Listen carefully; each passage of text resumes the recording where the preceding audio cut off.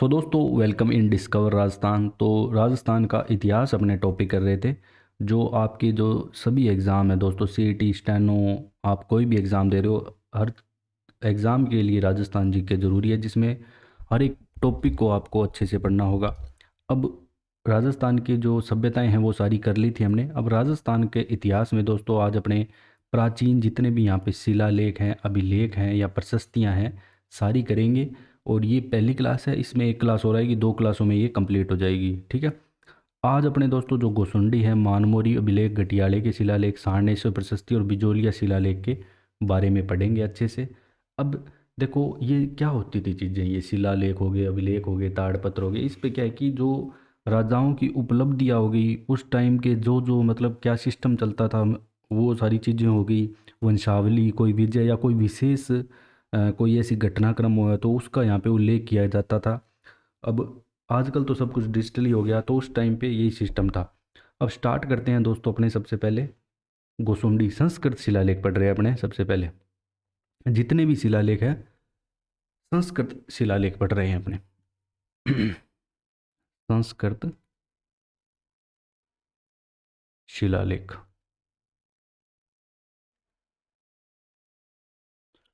अब यहाँ पे सबसे पहले दोस्तों जो अपने पढ़ेंगे वो गोसुंडी शिलालेख के बारे में पढ़ेंगे। ठीक है। तो सबसे पहले गोसुंडी शिलालेख। गोसुंडी शिलालेख। अब दोस्तों ये जो शिलालेख है, ये है आपके द्वितीय शताब्दी ईसा पूर्व का। सबसे पहले इसके बारे में जो सारी चीज़ें हैं वो मैं आपको लिखाऊंगा कि कब का है। तो द्वितीय शताब्दी ईसा पूर्व का है, ये ध्यान रखना। द्वितीय शताब्दी ईसा पूर्व का। इसके अलावा कहाँ पे मिलेगा दोस्तों ये आपको? ये मिलेगा आपको चित्तौड़गढ़ में। ठीक है, ये भी याद रखना है, जिला चित्तौड़गढ़। ये आपको मिलेगा चित्तौड़गढ़ में। और इसके बारे में जितनी भी इंपॉर्टेंट बातें हैं वो भी आपको याद रखनी है। फिर भाषा की बात करें, जो गुसुंडी शिलालेख है इसकी भाषा क्या आती है? तो संस्कृत शिलालेख पढ़ रहे हैं अपने, संस्कृत भाषा आएगी। लेकिन दोस्तों इसकी जो लिपि है, ये ध्यान रखना, ये भी पूछ लिया जाता है इसकी लिपि क्या है। लिपि इसकी ब्राह्मी आएगी। कौन सी लिपि आएगी? लिपि अगर आपसे पूछ ले तो इसकी ब्राह्मी लिपि आएगी। ये ध्यान रखना। सर्वप्रथम पढ़ा गया, ये किसने पढ़ा सर्वप्रथम अगर पूछ ले? सर्वप्रथम पढ़ा गया, तो ये दोस्तों यहाँ पे पढ़ा जाता है डॉक्टर D.R. भंडारकर के द्वारा। D.R. भंडारकर के द्वारा। इसके अलावा जो राजस्थान में जो मोस्ट इम्पोर्टेंट, बार बार में आपके क्वेश्चन आता है, जो इम्पोर्टेंट क्वेश्चन होंगे ना दोस्तों, जो यहाँ से बार बार पूछे जाते हैं वो मैं आपको बताता चलूँगा। ठीक है, उनको आप ज़रूर इम्पोर्टेंट कर लेना। देखो एक इम्पोर्टेंट जो पॉइंट वो क्या है कि राजस्थान में, राजस्थान में वैष्णव कह सकते हो आप, या कह सकते हो भागवत। ठीक है, एक ही बात है दोनों। भागवत संप्रदाय, भागवत संप्रदाय से संबंधित, संबंधित सर्वाधिक प्राचीन अभिलेख है। सर्वाधिक, अगर आपसे प्राचीन अभिलेख पूछे कौन सा है, तो आपका आंसर आएगा गोसुंडी प्राचीन अभिलेख।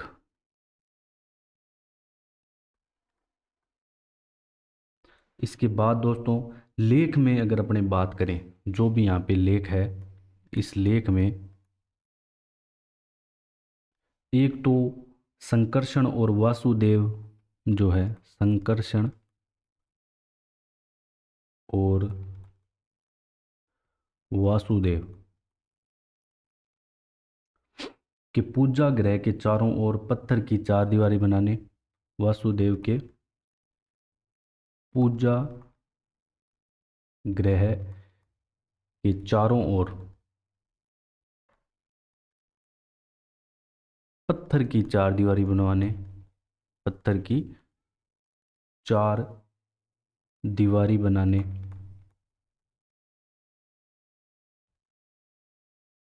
और इसके साथ साथ गजवंश के जो हैं, ठीक है, अश्वमेध यज्ञ कराने के भी यहाँ पे उल्लेख मिले हैं, ये ध्यान रखना। तो जो गजवंश के सर्व तात हैं उसके यहाँ पे अश्वमेध यज्ञ कराने के भी अवशेष मिले। तो गजवंश के सर्वतात द्वारा, गजवंश के सर्वतात द्वारा अश्वमेध यज्ञ करवाने का उल्लेख, कराने का उल्लेख अगर आपसे पूछ ले कहाँ से मिला है, तो गोसुंडी से मिला है, आराम से आप याद रख सकते हो। और इसके अलावा भागवत धर्म का प्रचार प्रसार इसी के समय किया जाता था। भागवत धर्म के प्रचार प्रसार का भी उल्लेख यहाँ पे मिला है, इसकी बात अपने पहले ही कर चुके हैं। ठीक है। जो गुसुंडी शिलालेख है दोस्तों, इसमें आपको इतनी चीज़ें याद रखनी है कि कहाँ पे है, भाषा कौन सी है, लिपि कौन सी है। ठीक है। इसके अलावा जो मोस्ट इम्पोर्टेंट है वो ये पॉइंट है कि वैष्णव और भागवत संप्रदाय से संबंधित सर्वाधिक प्राचीन अभिलेख अगर आपसे पूछ ले तो गोसुंडी शिलालेख आएगा, जो कि द्वितीय शताब्दी ईसा पूर्व का है। इतनी चीज़ें आपको याद रखनी है। अब अपने मानमोरी अभिलेख पे चलते हैं। इस पे मानमोरी अभिलेख, मानमोरी अभिलेख, इस पे चलते हैं। अब दोस्तों जो मानमोरी अभिलेख है, सबसे पहले इसकी अपने लोकेशन देख लेते हैं। तो ये आपको मिलेगा मानसरोवर झील के पास, मानसरोवर झील के तट पे, झील के तट पे मिला था कर्नल टोड को। ठीक है। कर्नल टोड को मिला था कहाँ पे, चित्तौड़ में। समय की बात करें दोस्तों, इसका जो समय है, समय आ जाएगा इसका, अगर सन पूछे तो 713 ईस्वी। ठीक है।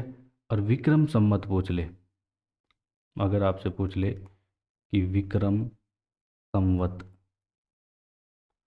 तो विक्रम संवत आ जाएगा आपका दोस्तों 770। अब ये किसको मिला? मानसरोवर झील के तट से कर्नल जेम्स टोड को। मोस्ट इम्पोर्टेंट है ये कि कर्नल टोड को यहाँ पे कौन सा अभिलेख मिला मानसरोवर झील के तट पे, ऐसे आपसे पूछ सकता है। मानसरोवर झील के तट पर, ठीक है, तट लिखा है ये, के तट पर कर्नल जेम्स टोड को मिला, जेम्स टोड को मिला। इसके अलावा दोस्तों एक स्तंभ पर उत्कीर्ण इस लेख में अमृत मंथन की कथा है और चार मौर्य जिसे अपने बोलते हैं राजाओं का उल्लेख है। तो इसमें एक तो एक स्तंभ पर, एक स्तंभ पर उत्कीर्ण इस लेख में एक तो यहाँ पे आपको मिल जाएगी अमृत मंथन की कथा, अमृत मंथन की कथा। दूसरा दोस्तों यहाँ पे चार मोरी बोल सकते हैं इन्हें, मोरी या मौर्य राजाओं का उल्लेख, राजाओं का उल्लेख भी इसी में है। इसके अलावा अगर अपने बात करें दोस्तों मानमोरी अभिलेख के बारे में, उस समय राजाओं द्वारा लिए जाने वाले करों का वर्णन है, राजाओं द्वारा लिए जाने वाले करों का वर्णन, राजाओं द्वारा लिए जाने वाले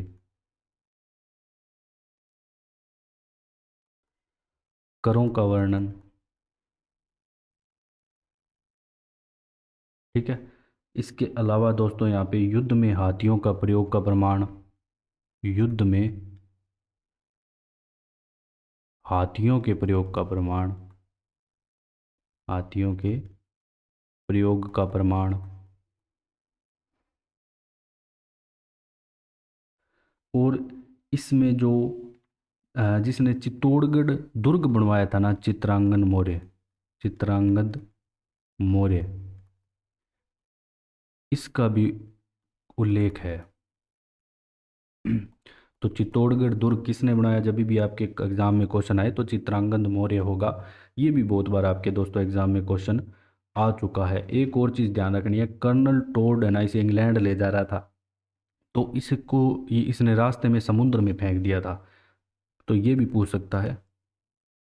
कर्नल टोड ने इंग्लैंड ले जाते समय, ले जाते समय इसे समुद्र में फेंक दिया था, समुद्र में फेंक दिया था।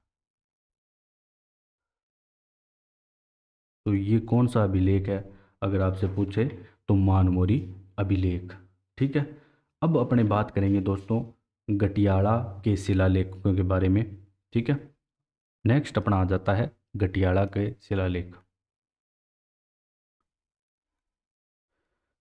गटियाला के शिलालेख। अब दोस्तों जो गटियाला के शिलालेख है, सबसे पहले इनकी स्थिति जान लेते हैं। जोधपुर में पढ़ेंगे आपको ये। ठीक है।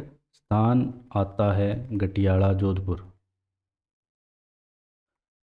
गटियाला जोधपुर से 20 किलोमीटर उत्तर की ओर पड़ता है। गटियाला जोधपुर। समय की बात करें तो ये आ जाएगा आपके दोस्तों 861 ईस्वी का। और अगर इसके विक्रम संवत में देखें तो ये आ जाएगा 918। ठीक है। और मंडोर के प्रतिहार वंश की उत्पत्ति के बारे में इसका पता चलता है, तो ये जो इम्पोर्टेंट चीज़ें हैं वो लिख लेते हैं। मंडोर के प्रतिहार वंश की उत्पत्ति के बारे में इसमें पता लगता है। इसके अलावा प्रतिहार शासकों की नामावली और उनकी उपलब्धियाँ। ठीक है। तो ये बार बार पूछा जाता है, इम्पोर्टेंट है मोस्ट। प्रतिहार शासकों की नामावली और उपलब्धियों के बारे में किस शिलालेख से अपने पता लगा सकते हैं, तो गटियाला के शिलालेख। प्रतिहार शासकों की नामावली व उपलब्धियां इसमें दर्शाई गई हैं। ठीक है। उपलब्धियां। वंशावली की अगर बात करें दोस्तों, यहाँ पे सिर्फ अगर वंशावली की बात करें तो वो वंशावली आपकी रोहिलित से लेकर ककुक तक आ जाएगी। वंशावली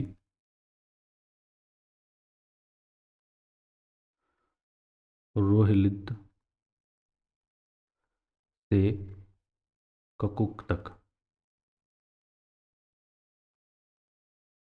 इसके अलावा ये लेख संस्कृत और प्राकृत दोनों भाषाओं में है। किस में है, अगर भाषा पूछे इसकी तो संस्कृत भी है व प्राकृत, दोनों भाषाओं में ये आपको मिल जाएगा, संस्कृत और प्राकृत।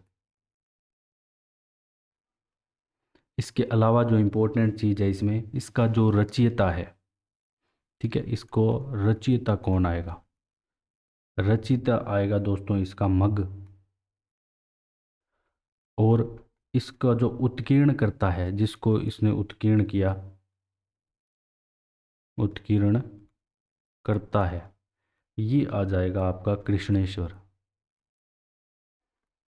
इसके अलावा किस शासक के समय ये उत्कीर्ण कराएगा, ये क्वेश्चन बहुत बार आ चुका है एग्जाम में। किस शासक के समय, तो ककुक के समय। ककुक के समय इसे उत्कीर्ण करवाया गया, उत्कीर्ण करवाया गया। तो ये याद रखना बस। ठीक है। मोस्ट इम्पोर्टेंट है। फिर अगर बात करें दोस्तों सारणेश्वर प्रशस्ति की, नेक्स्ट अपनी आ जाएगी सारणेश्वर प्रशस्ति। सारणेश्वर प्रशस्ति ये छोटी ही है। सबसे पहले तो ये देख लेते हैं कि ये आपको कहाँ मिलेगी। तो ये मिलेगी दोस्तों आपको उदयपुर में। उदयपुर में इसका समय पूछे तो समय आ जाता है इसका 953 ईस्वी। इसके अलावा शमशान के सारणेश्वर शिवालय पर स्थित प्रशस्ति है ये। ठीक है, तो उदयपुर के जो शमशान है, शमशान पड़ता है, शमशान में है सारणेश्वर नामक शिवालय, शिव जी का मंदिर है। सारणेश्वर शिवालय पर स्थित प्रशस्ति, प्रशस्ति है कौन सी? सारणेश्वर प्रशस्ति। अब इस प्रशस्ति से जो है वराह मंदिर की व्यवस्था, ठीक है, अब जो ये प्रशस्ति है ना दोस्तों, इससे वराह मंदिर की व्यवस्था, मंदिर की जो व्यवस्था है उसका पता लगता है। इसके अलावा स्थानीय जो व्यापार है उसके बारे में पता लगाया जा सकता है। स्थानीय व्यापार, इसके अलावा जो शासकीय पदाधिकारियों आदि के विषय में पता लगाया जा सकता है। जो शासकीय पदाधिकारियों के बारे में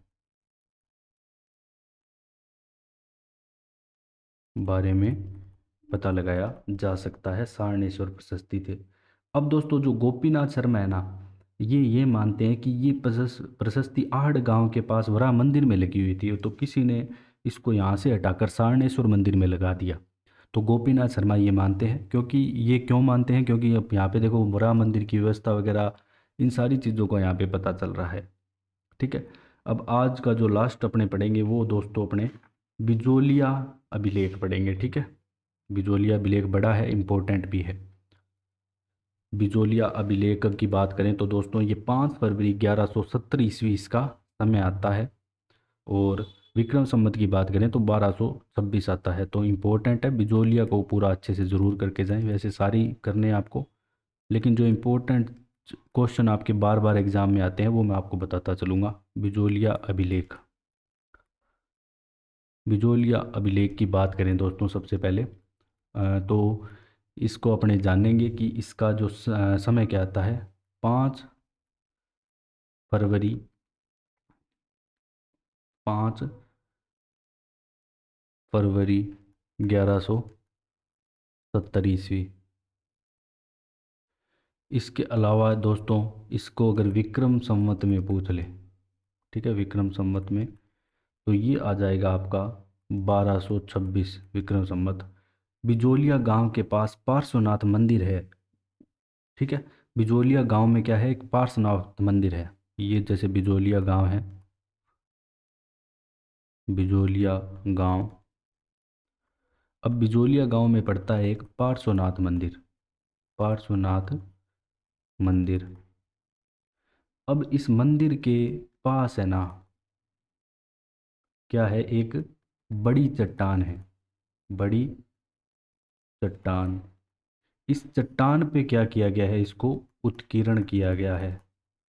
ठीक है, और उत्कीर्ण करवाया किसने, सारी चीज़ें जानते हैं। रचयिता कौन है, उत्कीर्ण किया किसने, तो किस शासक के समय उत्कीर्ण करवाया किसने, अगर आपसे पूछ ले कि उत्कीर्ण करवाया, तो उत्कीर्ण करवाया जाता है दोस्तों यहाँ पे जैन श्रावक लोलाक के द्वारा। जैन श्रावक आते हैं लोलाक, इनके द्वारा उत्कीर्ण कराया जाता है। रचयिता अगर आपसे पूछ ले, इसका रचयिता कौन है, कि क्या क्या यहाँ पे लिखा जाएगा, वो रचयिता हो गया गुणभद्र।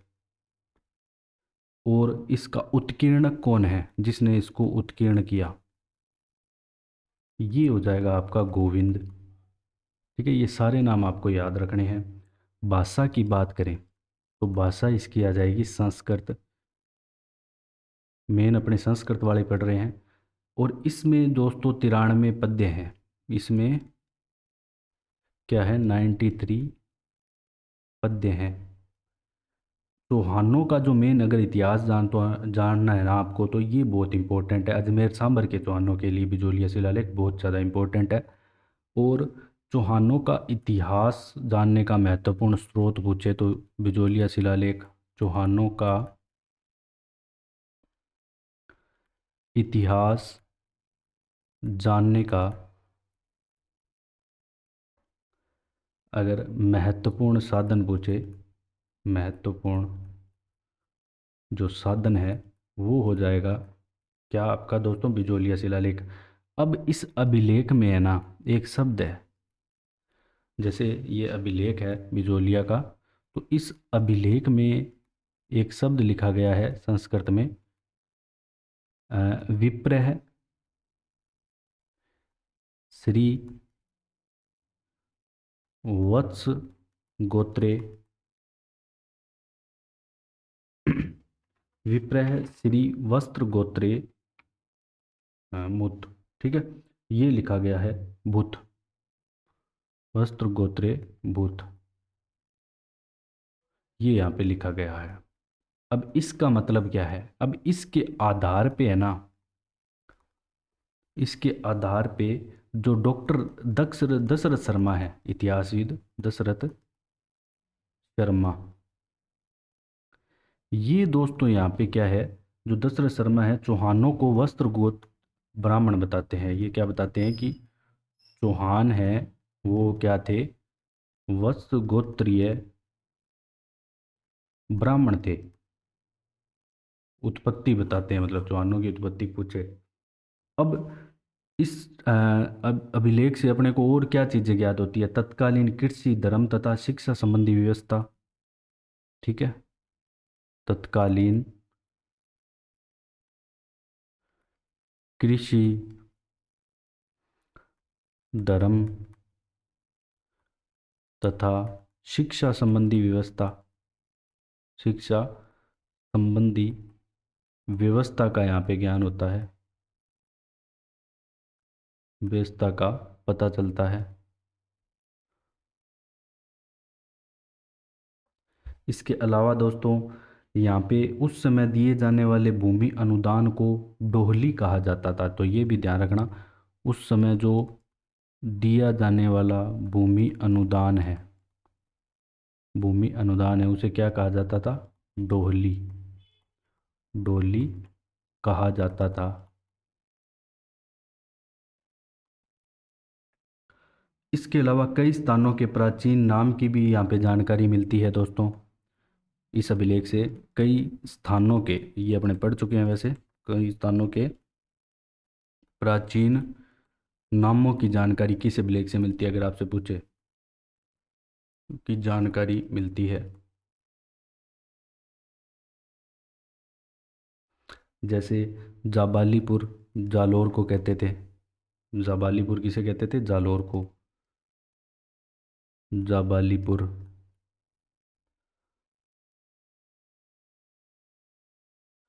और जो शाकंबरी है वो सांबर को, शाकंबरी सांबर को। इसके अलावा श्रीमाल भीनमाल, श्रीमाल किसे कहते थे, भीन माल को।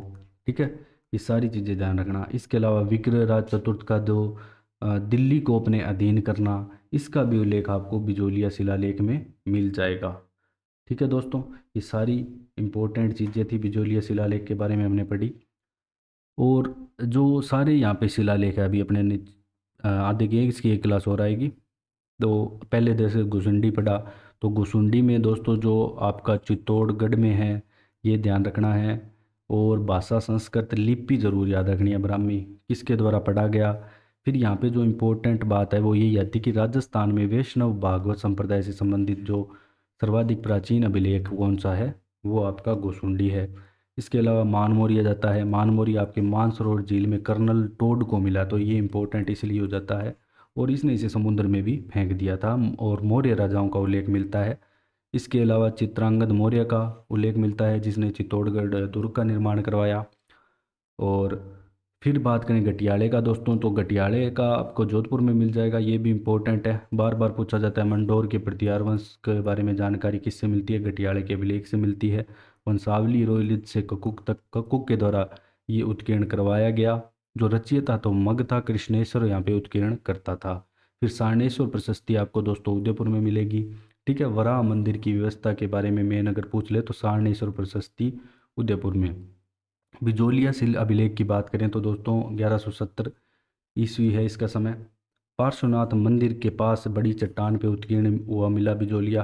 ठीक है, जो कि इम्पोर्टेंट चीज़ें हैं ये सारी है कि जैन श्राव लोलाक ने कराया, गुणबद्ध रचयिता थे, उत्कीर्णकर्ता गोविंद था, भाषा संस्कृत इसमें 93 क्या है पद्य हैं।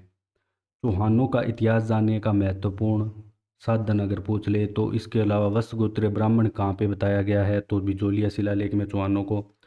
और तत्कालीन कृषि धर्म तथा शिक्षा संबंधी जानकारी, भूमि अनुदान को डोली कहा जाता था, और प्राचीन नामों की जानकारी यहाँ पे मिली है। तो इसी के साथ ही दोस्तों आपके जो ये 5 अभिलेख है, शिलालेख, प्रशस्ति हमने की। अब आगे की क्लास में सारी जो कंप्लीट अपने कर लेंगे, फिर अपने आगे बढ़ेंगे राजस्थान के जो वंश हैं उनकी ओर। ठीक है, सो अगर आपको हमारे द्वारा पढ़ाया गया कंटेंट अच्छा लगे ज़्यादा से ज़्यादा शेयर करें, सब्सक्राइब करें। So thanks for joining discover Rajasthan.